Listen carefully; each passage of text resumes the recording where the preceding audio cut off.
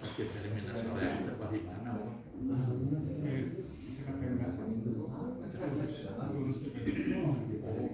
Rumah sakit Toti Payung. Bismillahirrahmanirrahim. Alhamdulillah, salatu wassalamu ala rasulillah wa ala alihi wa sahbihi wa mawalah. Allahumma salli ala Sayyidina Muhammad ibni Abdillah, amma ba'd.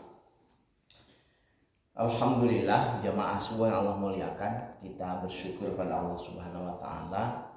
Allah berkenan mempertemukan kita di tempat yang insya Allah sangat penuh dengan keberkahan, dan kita baru saja selesai melaksanakan ibadah yang luar biasa, yaitu ibadah sholat subuh berjamaah. Mudah-mudahan bisa sampai akhir hayat kita. Apalagi mudah-mudahan bisa diteruskan oleh anak, cucu, menantu, dan cicit kita. Dalam bahasa Arab disebutnya dzurriyyah. Karena sholat berjamaah, saya ingin mengulang apa yang saya dengar kemarin juga ketika sama Ustaz Nasrullah ngaji. Dalam hadis Nabi itu kan kalau tidak 25, 27 derajat. Dan derajat itu bukan pahala. Khamsah wa isrin, al-sab'ah wa isrin darajah. Derajat itu level, kelipatan lah. Jadi kalau kita sholat berjamaah sekali itu setara tuh dengan 27 kali sholat. Saya sama santri gitu, mun maneh bisa sholat setahun berjamaah, sarua jeung sholat berjamaah 27 tahun. Kalau kita bisa sholat berjamaah 10 tahun, luar biasa itu, sama dengan 270 tahun. Jadi nikmati kesempatan yang Allah berikan pada kita, bisa mengakses masjid mudah, bisa mengakses ta'lim mudah dan sebagainya.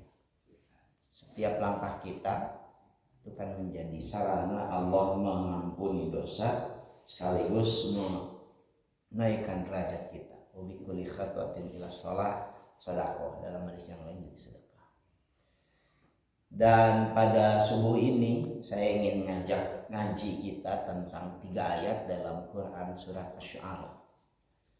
Surat Asy-Syu'ara ini surat ke-26, masuk kategori Makkiyah. Dan ayat yang akan kita ngaji ini ayat 83, 84, 85. Tadinya mau saya tambah lebih panjang, tapi pertemuan ini kita ngaji ini, dan ini jadi orientasi saya selama sebulan ini. Insya Allah kita akan ngaji kalau menggunakan temanya belajar dari Ibrahim alaihissalam sebagai Abul Anbiya wal Mursalin, sebagai bapak para nabi. Jadi ngaji sekali lagi kita di bulan ini, insya Allah kita ngaji untuk mendapatkan pelajaran dari Ibrahim alaihissalam.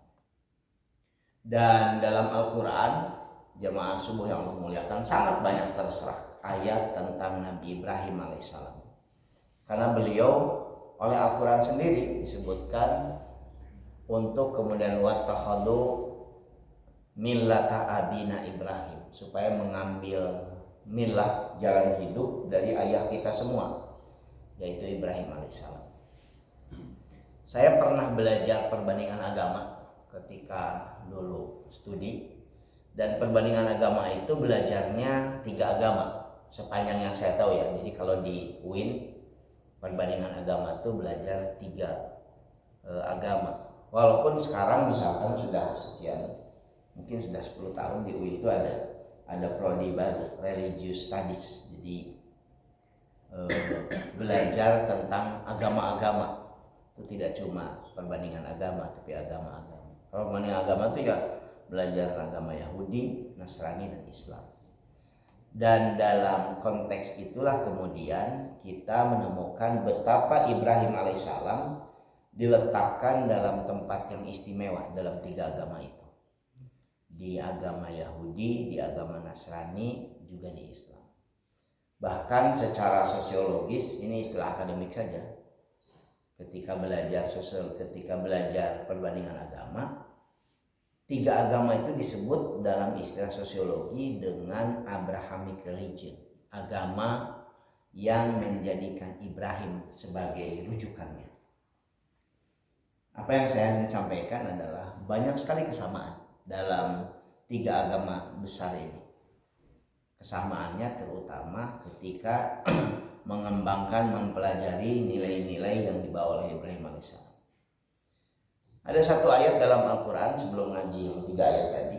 Dalam Quran surat An-Nisa ayat 125 Allah menegaskan, a'udzubillahi minasyaitonir rajim, wa man ahsanu dinan mimman aslama wajhahu lillahi wa huwa muhsinun wattaba'a millata Ibrahim hanifa wattakhadallahu Ibrahim khalila. Siapa yang lebih baik ahsanudinan agamanya daripada orang-orang yang ikhlas menyerahkan dirinya kepada Allah dan dia juga melakukan kebaikan, kemudian mengikuti milah Ibrahim, mengikuti agama Ibrahim yang hanifah, yang lurus, dan Allah menjadikan Ibrahim khalila. Ini juga menjadi alasan sangat kuat kenapa kita harus belajar dari Ibrahim, karena Allah menegaskan Ibrahim itu khalila. Allah menjadikan Ibrahim khalila. Khalila itu orang kesayangan, kekasih. Karena itu julukan beliau Khalilullah, kekasih Allah Subhanahu wa taala. Ibrahim itu dimuat dalam kitab Taurat. Enggak pernah baca saya. Tapi katanya dalam kitab tafsir, dalam kitab Taurat disebutnya dengan Abram, mengacu pada bahasa Ibrani. Kalau dalam tulisan Barat itu kan Abraham. Dalam bahasa Israel itu ada nama-nama pendek, namanya Afram, itu makna yang sama.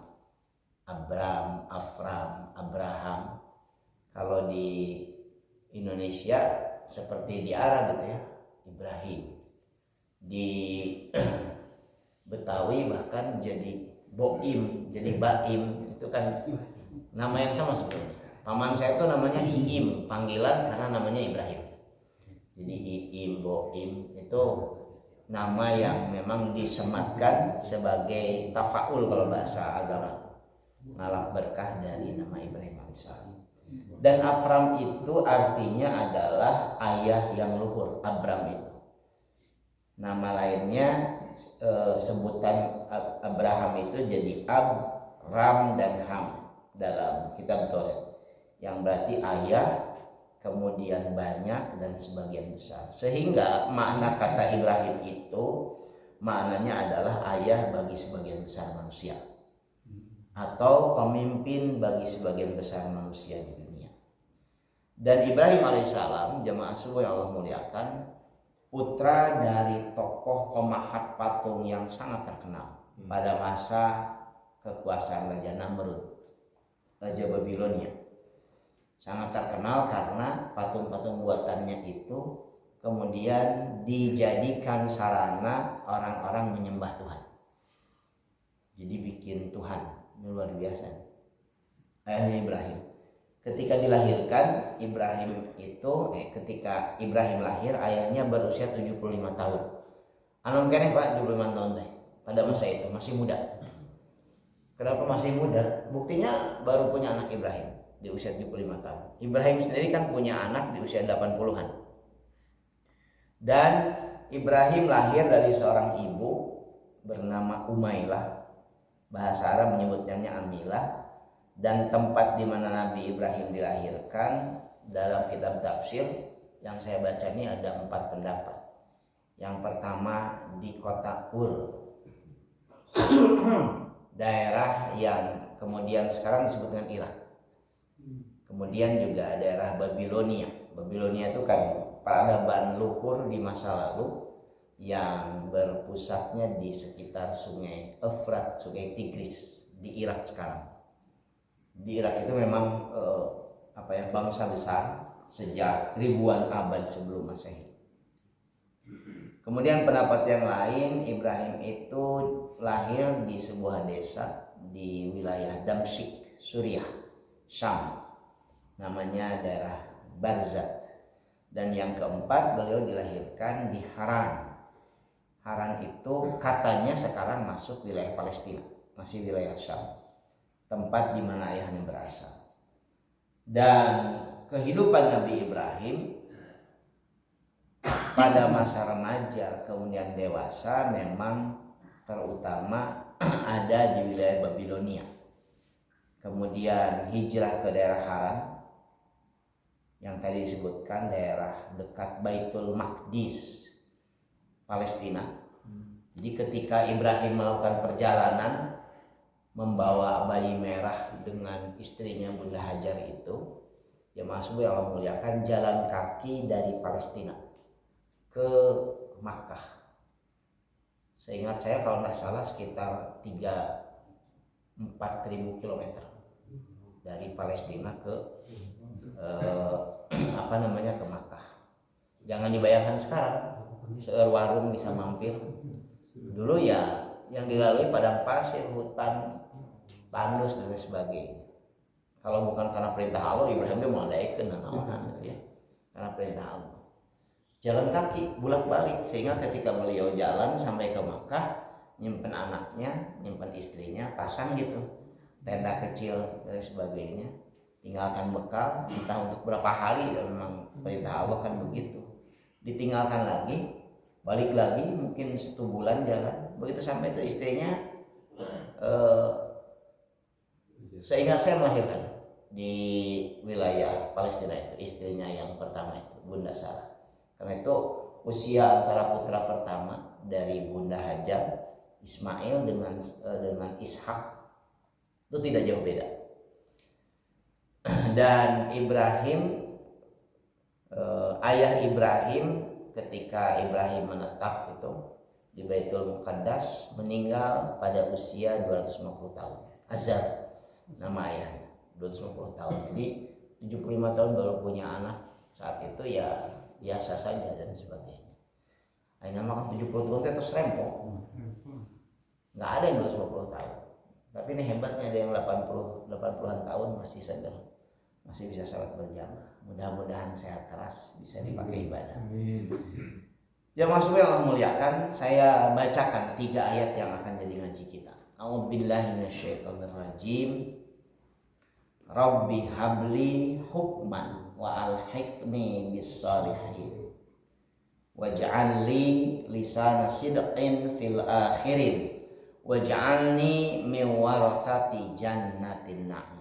Sengaja dipilih untuk ngaji kita 3 ayat, 83, 84, 85. Ibrahim alaihissalam berdoa pada Allah Subhanahu wa taala, Tuhanku, habli, anugerahkan kepadaku hukman, hikmah, wa alhiqni bis-shalihin, dan kumpulkan aku bersama orang-orang yang berbuat kebaikan. Itu doa pertama.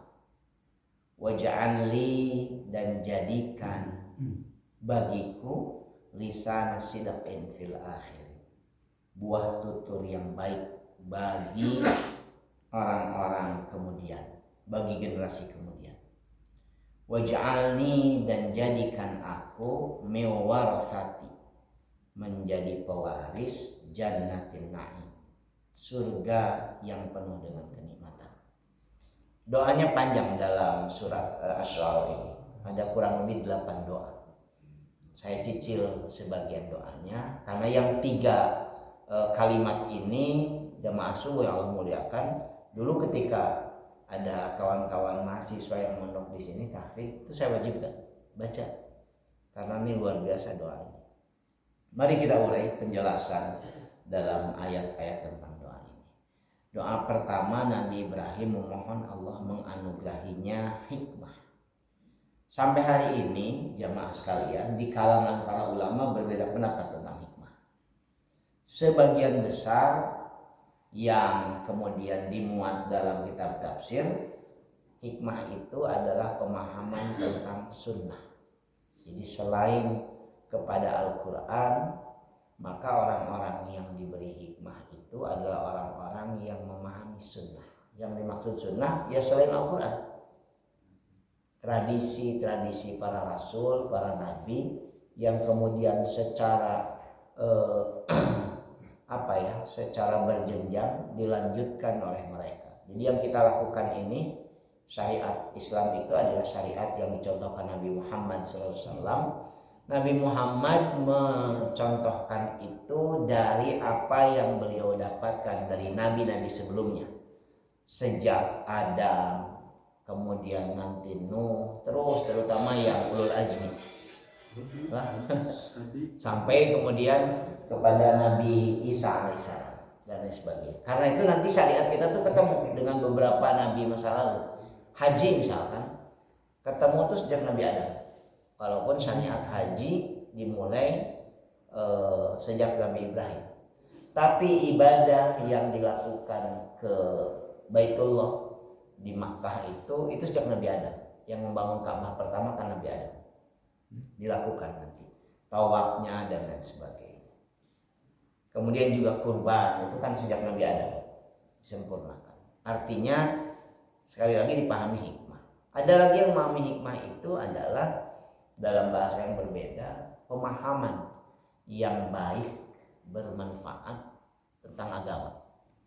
Jadi ketika agama dipahami dengan baik dan memberikan manfaat, itu artinya dia memahami hikmah.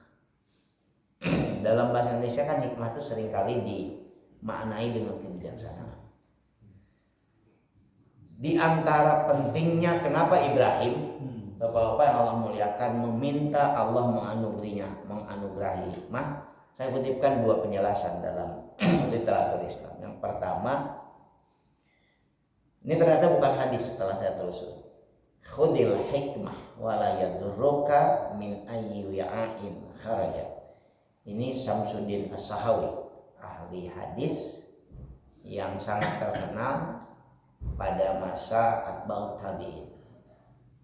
Beliau menyebutkan bahwa dari yang beliau pelajari itu sampai pada kesimpulan, khudil hikmah, umutlah, ambillah hikmah, wala yadurruka min ayyi wi'ain kharajat, dan jangan merisaukanmu, jangan menyulitkanmu, min ayyi wi'ain kharajat, dari manapun hikmah itu berasal.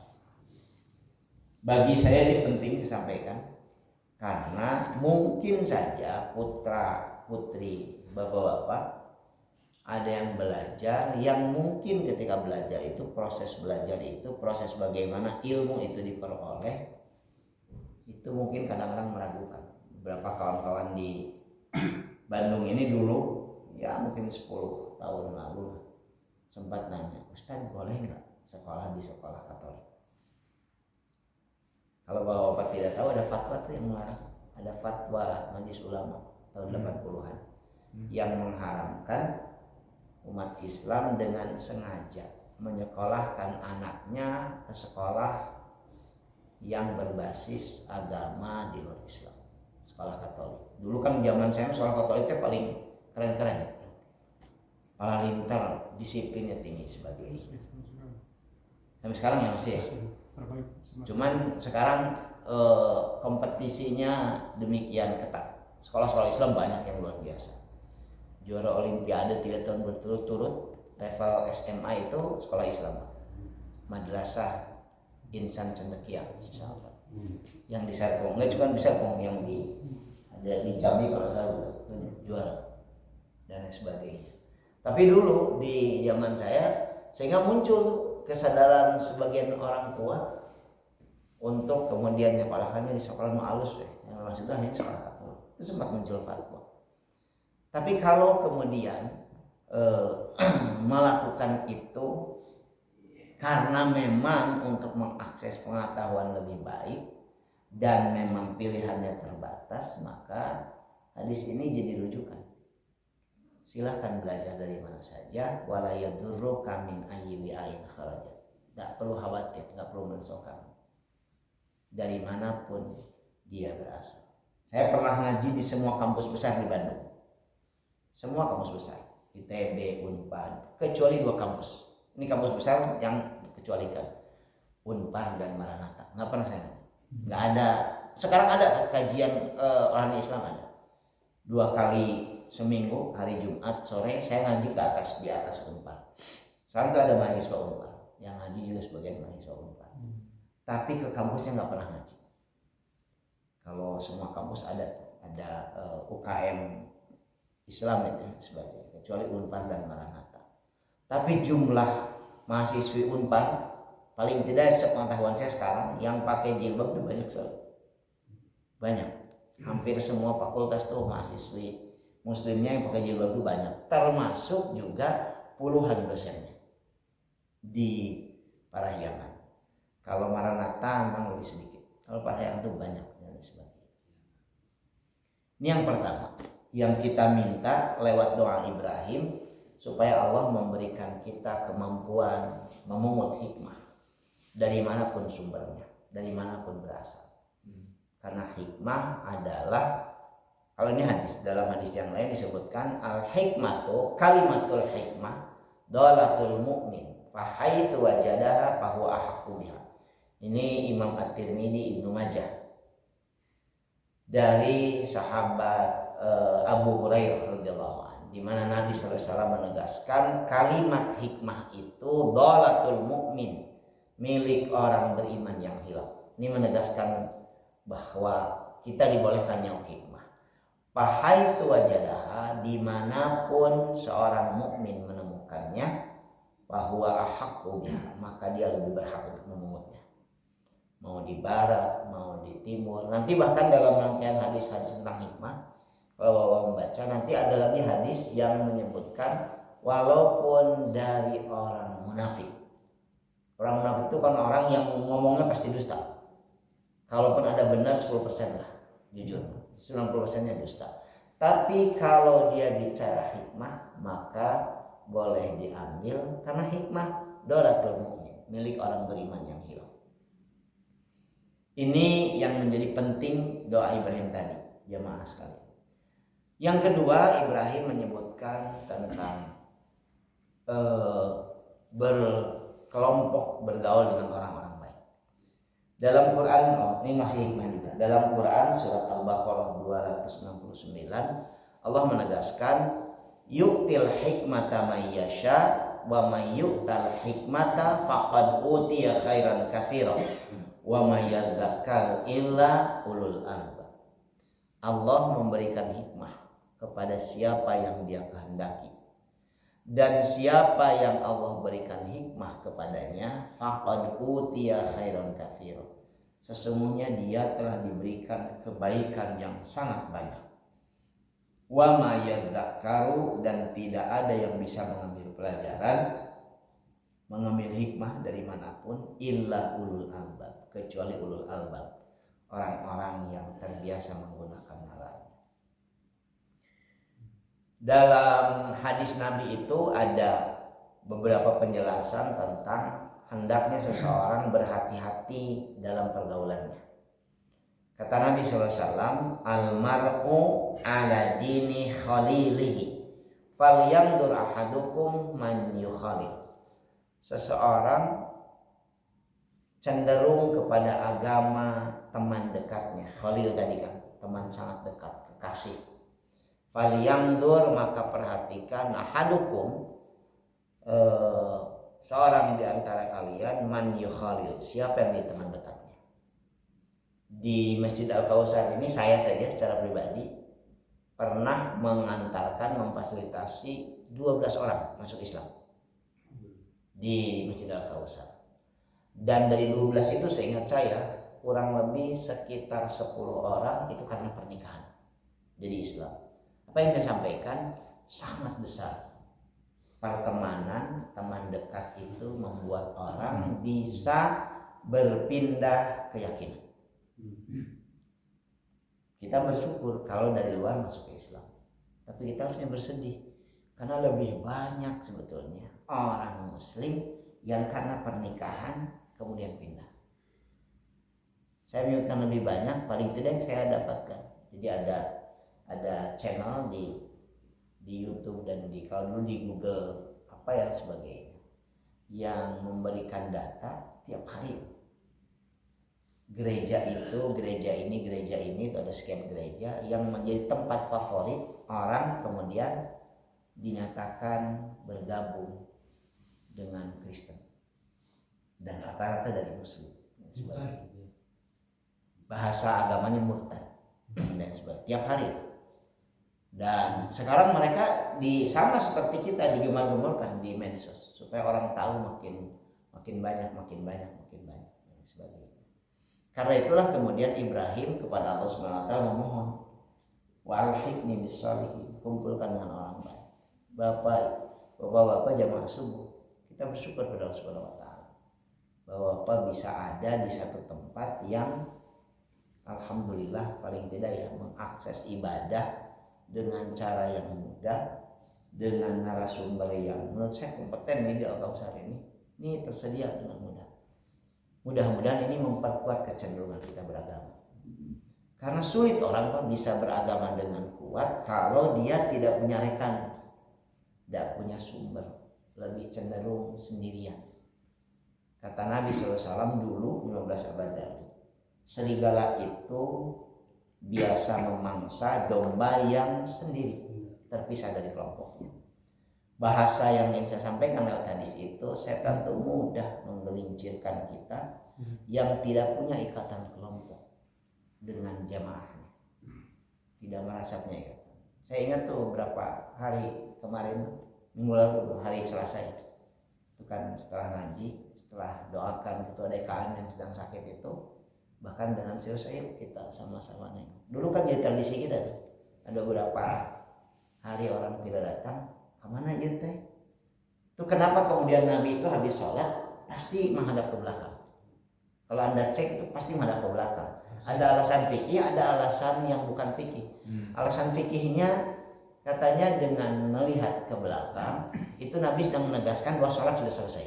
Sehingga kalau ada orang ikut masbuk, oh ini sudah selesai. Apakah nanti cuma miring atau menghadap ke belakang? Itu alasan fikihnya. Alasan bukan fikihnya itu ngabsen Nabi itu. Karena pasti di belakang Nabi itu Abu Bakar, sebelah sininya Ali bin Abi Thalib, sebelah sini adalah Umar, sebelah sananya Utsman. Nanti yang paling ujung itu ada sahabat yang ya kayak sekarang lah, paling itu pasti kesepuhan, pengasah abah ade. Sebelah sini misalkan kesepuhan juga abah yang nanggung kursi itu dan sebagainya. Itu kan ada teman, nggak apa-apa. Itu zaman Nabi juga begitu. Jadi begitu ngelihat, kemana si fulan, jangan-jangan sakit.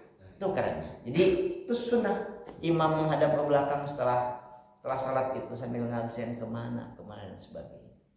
Dan itu membuat kita punya ikatan emosional. Ada kedekatan. Sok nanti bawa rasakan. Kalau kita biasa ketemu dengan orang di masjid berjamaah ngaji seperti ini, berbeda kedekatannya dengan orang yang nggak pernah ketemu atau ketemunya sejumat sekali. Walaupun mungkin rumahnya bertetangga dekat. Tapi asal jauh juga saya tahu, nah jauh, parah masjid misalkan gitu ya. Dan sebab itu ada kedekatan, ada yang jauh bukan enggak. Beberapa hari kemarin misalkan, dia tahu saya lihat ada imajigana santri gitu ya. Ada, saya nanya sama Pak Rosadi, ya kayak santri di konveksi, oh iya. Itu kan karena akrab gitu ya, kita saling perhatikan. Dan itulah yang kemudian nanti mudah-mudahan jadi kebersamaan kita. Tidak cuma di dunia, di masjid, tapi sampai ke surga. Oh, luar biasa ya. Saya sulit membayangkan kalau bareng di masjid, ngaji bareng seperti ini, gak bareng ke surga. Pernah dengar bahwa hadis di mana seseorang masuk surga dan kemudian mencari kawan yang tidak ada. Apa katanya? Ya Rabb, huwa akhi, dia sahabatku, dia yang ngajak saya bisa mengakses syariatmu. Karena itu Allah memberikan privilege, keistimewaan pada orang yang masuk surga, diperkenankan membawa 70 orang untuk masuk surga. Artinya saya kenal wajah-wajah Bapak, saya ingat betul. Dan Bapak ingat, pilih gimana? Pilih Bapak-bapak nanti masuk surga gak ketemu saya. Bapak-bapak boleh ngajukan ke Gusti, Ustaz Asep ngajar ke abdi. Nah, kan kita tidak pernah tahu harapannya bareng. Tapi itu diperkenankan. Bapak nggak percaya, cek, gampang sekarang ngecek hadis itu lewat Google bisa. diperbolehkan seseorang memohon pada Allah agar temannya dimasukkan ke surga kalau nggak ketemu. Karena bareng ketika di dunia akses. Kan saya rada khawatir ditanya, tadi kemana heula? Kalau nggak bareng deh, levelnya nggak tahu nanti di mana. Tapi masuk surga tuh, kenapa saya sebutkan demikian? Karena penghuni surga itu akan saling bertemu, akan saling mengenal. Maka sama penghuni surga, kalau baca Al-Quran, nanti dengan penghuni neraka saja bisa dialog. Nah, mana kadinya? Kan bareng jeung urang. Ngaji nyata urang teh kebaliut hirup. Masalah kakum fi sakor itu penghuni surga nanya. Kenapa engkau masuk neraka sakor? Surat Al-Mudaththir. Masalah kakum fi sakor. Kenapa masuk neraka sakor? Kan baheula bareng, masantren bareng, ngaji bareng. Kenapa bisa masuk neraka sakor? Qalu kunna kami dulu bukan orang yang sholat walaupun bareng ngaji. Apa ayatnya? Nah, bukan musallin, bukan sholat. Terus makanya tuh sholat unggul bisa seperti itu. Kami juga terbiasa nongkrong menghabiskan waktu sia-sia. Wa nukadzibu biyaumiddin, dan kami akhirnya karena tidak akan seperti ini dalam pengajian yang betul, maka kami akhirnya nukadzibu biyaumiddin, mendustakan hari akhir, tak percaya di akhirat. Dipikir-pikir bohong akhirat teh. Gak ada Pak bukti empiriknya bahwa akhirat itu ada. Kalau bukan karena iman, bapak-bapak tidak akan percaya kita pada akhirat. Atau ke akhirat, pada kubur saja tidak percaya. Sehingga begitu selesai mati, selesai kehidupan. Kenapa?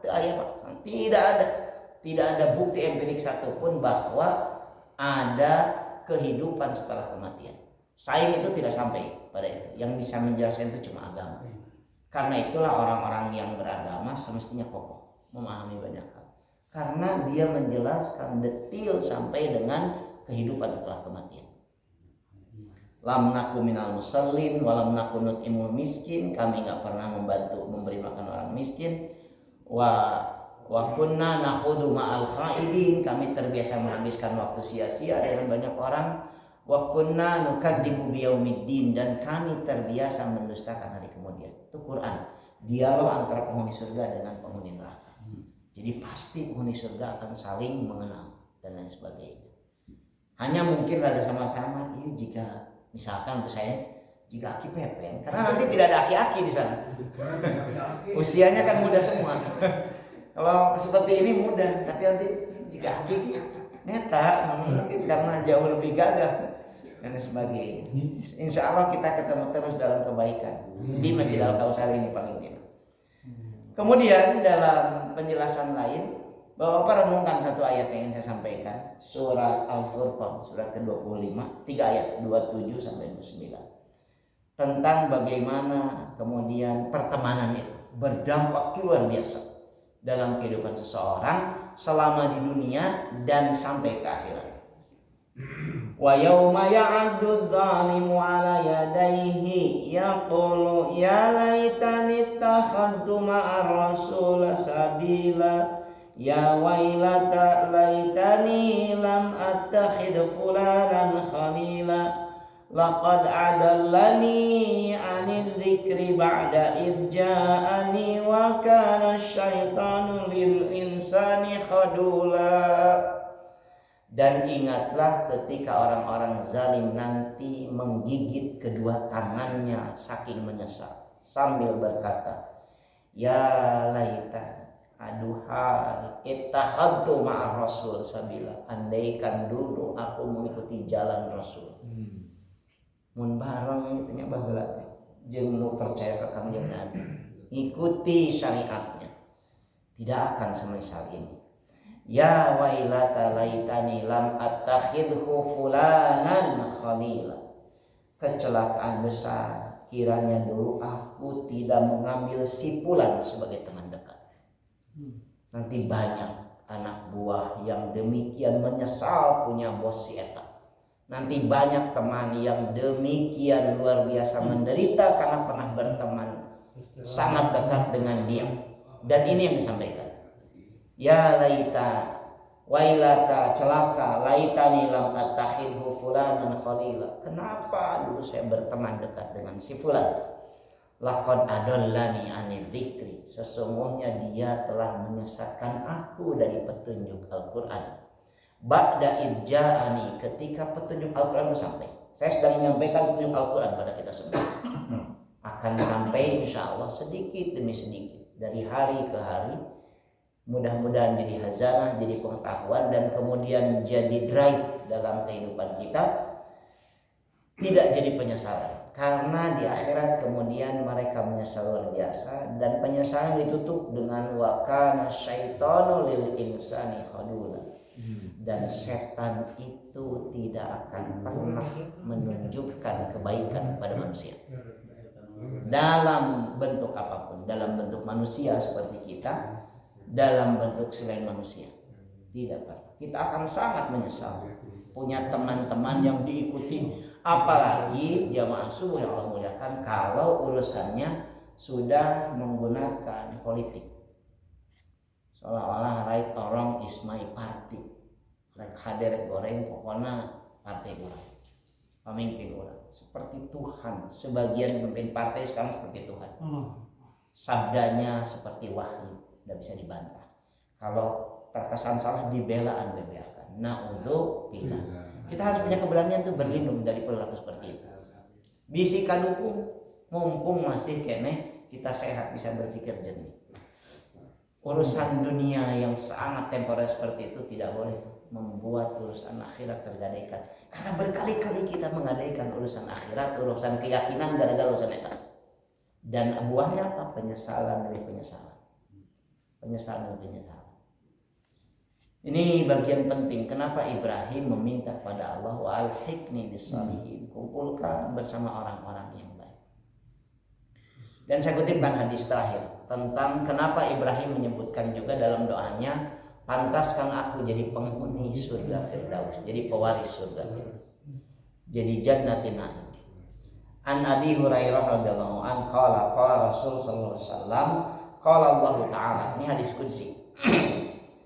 A'dadtu li ibadiyas salihin ma la 'ainun ra'at wa la udhunun sami'at wa la khatara 'ala qalbi bashar wa qara'u in syi'tum fala ta'lamu nafsun ma ukhfiya lahum min qurrati a'yunin jazaa'an bima kanu ya'malun. Abu Hurairah menyampaikan bahwa Rasulullah bersabda, Allah Subhanahu wa taala berfirman, aku, kata Allah, telah menyediakan untuk hamba-hambaku yang baik, yang soleh, pahala yang tidak pernah dilihat oleh mata, tidak pernah terdengar oleh telinga, tidak pernah terlintas dalam hati seorang manusia pun. Karena itu kata Nabi SAW, kalau berkenan engkau baca fala ta'lamu nafsun ma ukhfiya lahum min qurrati a'yun jazaan bima kanu ya'malun. Ini surat As-Sajdah ayat 17. Maka tiada seorang pun yang dapat mengetahui pahala apa yang disembunyikan untuk mereka yang berbuat kebaikan berupa apapun yang menyenangkan mata. Jazaan bima kanu ya'malun, balasan dari perbuatan baik mereka. Jemaah sekalian yang Allah muliakan, ini episode pertama ngaji kita belajar dari Ibrahim alaihissalam. 3 ya doanya.